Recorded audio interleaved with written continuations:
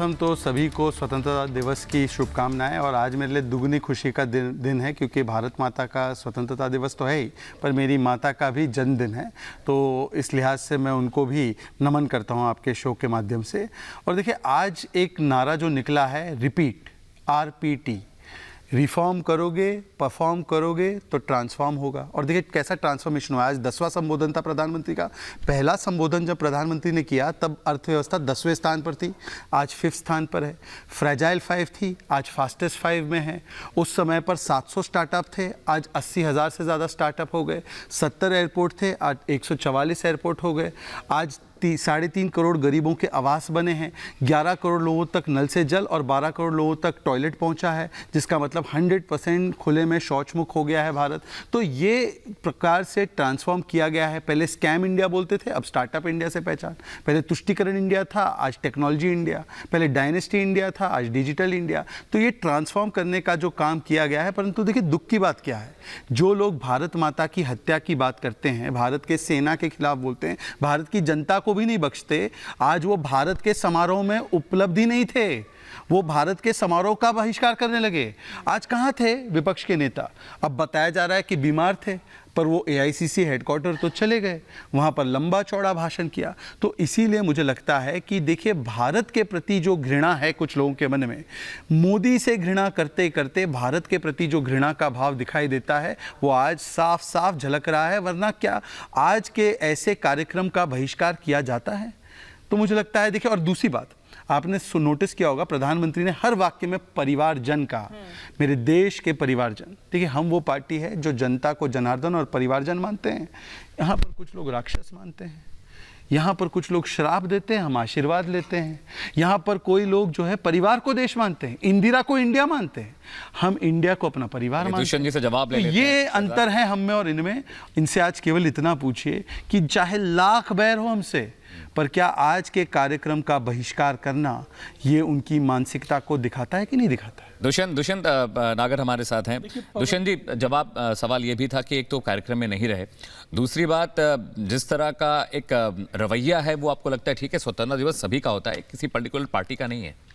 जी बिल्कुल, सभी का होता है। लेकिन पवन खेड़ा जी का आप ट्वीट्स देखिए, उन्होंने पूरा डिटेल में बताया है।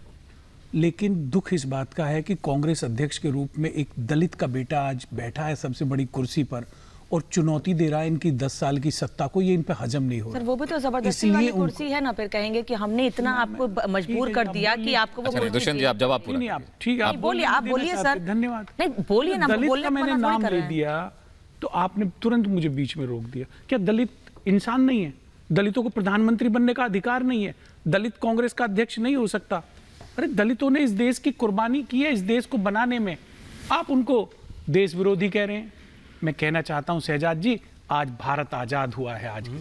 आज की ये जो घड़ी आई है, इसके लिए हमारे पूर्वजों ने कुर्बानी दी है। आप उस दिन भी घृणा फैलाना चाहते हो, उस दिन भी आप नफरत का माहौल बनाना चाहते हो। कांग्रेस के अध्यक्ष के लिए आप ऐसी शब्दों का प्रयोग कर रहे हो। आपको कदापि नहीं करना चाहिए। ये वही कांग्रेस है जिसके नेताओं की कुर्बानी की वजह से आज तिरंगा शान से लहरा रहा है। आप डॉक्टर भीमराव अंबेडकर, वो भी दलित से थे, दलित समाज से थे, जिनका बनाए हुए संविधान से आज 140 करोड़ लोगों के जीवन का भविष्य तय होता है। दुष्यंत जवाब ले लेते हैं। केवल एक वाक्य में इतनी घृणा में आ गए आप। मैं केवल एक बात मैं आपको बता दूं दुष्यंत जी, क्योंकि आप जानकार अच्छे हैं, अंबेडकर जी को 2 बार चुनाव हराने का काम कांग्रेस नहीं किया था। बहरहाल वो विषय नहीं है। विषय ये है कि पवन खेड़ा में भी कांग्रेस नहीं भेजा था। नहीं भेजा था। राज्यसभा में भेजा, राज्यसभा मुंबई से भेजा नहीं, मुझे लगता है आज के दिन को दुष्यंत जी, सभा थी, राज्यसभा नहीं थी, संविधान सभा थी। दुष्यंत जी, इसको पॉलिटिकल रंग मत दीजिए। मैं चाहूंगी आप शहजाद जवाब दीजिए, स्पष्टीकरण आप दीजिए। लेकिन मेरी रिक्वेस्ट यही है कि आज का दिन बहुत, आज के दिन की सेंसिटिव है, प्लीज इसको आज पॉलिटिसाइज मत। चलिए, मैं केवल 10 सेकंड जवाब पूरा कर लीजिए। हाँ, जवाब पूरा कर लीजिए। पवन खेड़ा ने लिखा है, does PMs realize that his route arrangements would made it impossible for खड़गे साहब to reach party headquarter for flag hoisting function in time। Party headquarter में जो फ्लैग होस्टिंग होता है उसको 10-15 मिनट डिले भी किया जा सकता है। समझ रहे हैं ना? प्रधानमंत्री का सिक्योरिटी, जैसे हमारे यहाँ पर नड्डा जी का कार्यक्रम 9 बजे था, जी। निश्चित रूप से उन्होंने 9:15 कर दिया। तो ये कोई कारण नहीं होता। मुझे पता है दुष्यंत जी पत्थर रख के इस चीज को डिफेंड कर रहे हैं, वो तो एक भले इंसान है, उनको तो बैठा दिया जाता है वहां पे, वो बैठ के बोलते हैं, पर उनको भी पता है कि आज जिस प्रकार से बहिष्कार किया कांग्रेस पार्टी ने दिखा दिया है कि वो मूलतः भारत के इन चिन्हों के खिलाफ है। और क्या गलती कर दी हमने, हम गुलामी के चिन्ह एक के बाद एक हटाते जाते, कर्तव्य पथ नाम रखते हैं, बहिष्कार कर देंगे। औरंगजेब रोड का नाम एपीजे अब्दुल कलाम बहिष्कार कर देंगे। प्रेम कुमार जी हमारे साथ हैं, प्रेम कुमार जी दुष्यंत जी आएंगे आपके पास।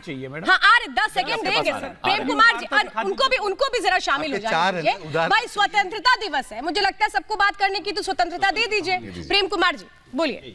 मुझे बहुत अच्छा लगा कि नरेंद्र मोदी जी ने आज विश्व गुरु बोलने के बजाय विश्व मित्र शब्द को इंडोर्स किया। दरअसल हम लगातार, दुनिया हमें विश्व गुरु बोले तब हमारा सम्मान है, लेकिन हम खुद को विश्व गुरु बोलें तो ये अहंकार ही का प्रदर्शन हो रहा था। प्रधानमंत्री जी के इस कदम का मैं स्वागत करता हूं कि उन्होंने सही शब्द दिया है, विश्व मित्र। इसके बाद कई घोषणाएं उन्होंने की, विश्वकर्मा पूजा के अवसर पर जो कुछ भी उन्होंने लोक कल्याणकारी घोषणाएं की, बहुत सही घोषणाएं हैं और इस मंच से ये होनी चाहिए। और प्रधानमंत्री जी ने लाल किले के प्राचीर से 3 बातें जो कही कि परिवारवाद, भ्रष्टाचार और एक परिवारवाद, तुष्टीकरण, 3 बातें जो कही, ये राजनीतिक पॉलिटिकल डिस्कोर्स में वो पहले भी कहते रहे, उसको रिपीट किया है। हालांकि लाल किले से ये बात बोलने की बहुत जरूरत नहीं थी चूंकि वो पॉलिटिकल डिस्कोर्स में रहा है, लेकिन हम चाहते हैं निश्चित रूप से भ्रष्टाचार खत्म हो। सीएजी ने जो सामने लाया है घोटाला, प्रेम कुमार जी, पर ये तय कौन करेगा कि प्रधानमंत्री को लाल किले से क्या बोलना है? मतलब ये आप बताएंगे, विपक्ष बताएगा या दूसरे लोग बताएंगे? बोल दिया, उन्हें पता, उन्होंने बोल दिया जो बोलना था। 10वीं बार चर्चा कर रहे हैं, उन्होंने 10वीं बार देश को संबोधित किया, उन्होंने वही मैसेजेस दिए जो बातें कहते आए हैं, और वो ये बता रहे हैं संजीव जी से जवाब ले लेते हैं, संजीव कौशिक क्या करना है। प्रेम जी 1 मिनट 10 सेकंड देते हैं फिर संजीव जी से। प्रेम जी। जी मैं कह रहा हूं कि भ्रष्टाचार परिवार, हम बहुत अच्छी बात है, प्रधानमंत्री जी अगर भ्रष्टाचार के खिलाफ बोल रहे हैं, सीएजी ने जो भ्रष्टाचार सामने लाया है उसको, उस पर संज्ञान लीजिए ना, संज्ञान लीजिए। परिवारवाद आप बोल रहे हैं, अपनी पार्टी में जो परिवारवाद फैला है उसको भी खत्म कीजिए, देश से परिवारवाद खत्म कीजिए। तुष्टीकरण की बात करते हैं आप, हिंदुओं के तुष्टीकरण की जो पद्धति, प्रेम जी जरा दूसरे गेस्ट भी हैं, शहजाद 1 मिनट। संजीव कौशिक, मेरा सवाल आपसे है, आप पॉलिटिकल एनालिस्ट हैं, क्या ये नैरेटिव, ये नरेशन अब विपक्ष सेट करेगा कि पीएम लाल किले की प्राचीर से क्या कहेंगे, जनता के संबोधन में क्या कहेंगे, ये पॉलिटिकल भाषण था, ये बजट भाषण था, क्या इसकी आजादी प्रधानमंत्री को नहीं होनी चाहिए? जिसमें वो खुद नहीं जाते हैं, जिस कार्यक्रम में, मुझे तो नहीं, जिस कार्यक्रम में खुद नहीं जाते हैं, जिस कार्यक्रम में खुद कांग्रेस नहीं जाती है, उसके लिए टिप्पणी कर रही है। हिंदुस्तान में किसी की हैसियत है कि देश के प्रधानमंत्री का ये लाइन सेट करे कि वो क्या बोलेंगे? एक तरफा बोलते हैं, वो जो भी मन में आता है वो बोलते हैं। रही बात आज क्या बोल रहे थे, तो पिछले 5 दिनों पहले देश के सदन में लोगों ने सुना है उनको लगातार, और उसी की अगली कड़ी या उसी का विस्तार आज भी सुनने को मिला। सवाल यह है कि देश में क्या करना चाहते हैं, क्या कहना चाहते हैं। एक तरफा से मतलब क्या था? मतलब कि देश के राष्ट्र के विकास की वो बात करें, इसमें एक तरफा और 2 तरफा क्या होता है? नहीं, वही मैं कह रहा हूँ ना। क्या हिंदुस्तान केवल फील गुड के एहसास से या ये नैरेटिव सेट कर देने से चलेगा, या वाकई लोग आप ये कह रहे हैं कि देश ने तरक्की नहीं की? हम 5वीं सबसे बड़ी अर्थव्यवस्था है, 10वें से 5वें पे आ गए, लगातार तरक्की की है और आगे भी तरक्की करते रहे। निश्चित तौर पे उनकी एक भूमिका है। देखिए संजीव भाई की एक वाक्य में उन्होंने सेल्फ गोल कर दिया। उन्होंने कहा जो भी उनके मन में आता है वो बोलते हैं। इनके यहाँ पे जो बनते थे वो उनके मन की बोल ही नहीं पाते थे, वो बोलते थे किसी और के मन की। वहां से आदेश आता था उतना ही बोलना था, और हिम्मत नहीं है, नहीं सकते थे। सजाद भाई, हाँ, हमारे प्रधानमंत्री अपने मन की बात बोलते हैं। आप ये बात समझिए नहीं, आपके यहाँ पे उसके मन की बात बोलते हैं। कौन बोलता है आप बता दीजिए। अच्छा दूसरी बात, अरे भाई पूरी 1 वर्सेस 4, मुझे एक चीज समझ में नहीं आ रही है।